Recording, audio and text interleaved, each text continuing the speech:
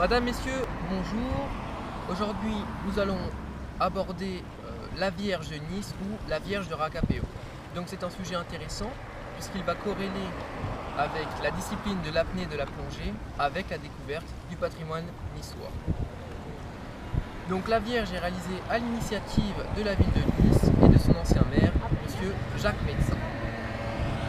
Donc Notre-Dame des fonds marins, ou autrement dit la Vierge immergée, plongée immergée en 1968 et sculptée par le sculpteur Alfred Gualtierotti.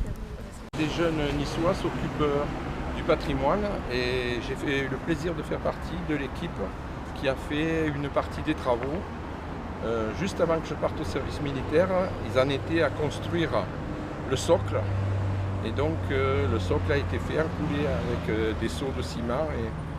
Et donc la Vierge a été sculptée par Alfred Gualtierotti, qui était pompier, sculpteur, artiste, et qui était niçois aussi.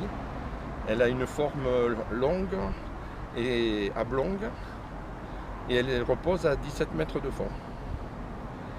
Le chef plongeur à Jean de Pau était notre chef quand je suis rentré sapeur-pompier. Après, j'ai été plongeur et c'était notre chef plongeur. Et pendant le temps où j'étais au service militaire, ils ont réalisé la Vierge. Et donc c'est un endroit où on emmène souvent les débutants pour les premières plongées.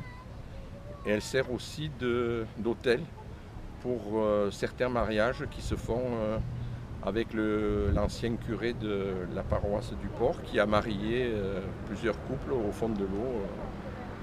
La Vierge est une statue posée sur la Seiche de Nice, un gros rocher positionné à une quinzaine de mètres de la surface.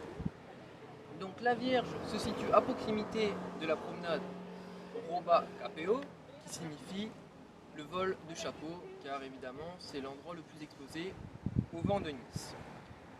J'ai une autre anecdote à vous donner, ça se situe également sur la baie des Anges.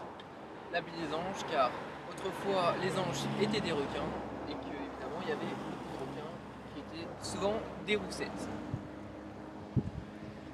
Donc Racapéo était une ancienne décharge niçoise, ce qui explique les nombreux détritus qui se situent à proximité de la Vierge. La nature de ce lieu avec les grandes fosses qui descendent, car oui, Nice connaît très rapidement de grandes profondeurs, donc ce qui donne évidemment des fosses qui descendent jusqu'à 50 mètres à quelques mètres de la Vierge, ce qui évidemment donne une atmosphère oppressante. C'est pourquoi je recommande d'être un petit peu initié à la pratique de l'apnée et de sortir en bouée pour éviter les chocs avec les bateaux. Et je recommande également un masque d'apnée, car à 17 mètres on a évidemment une pression qui peut faire mal au nez. Donc là on approche, et là on va voir la fin du rocher.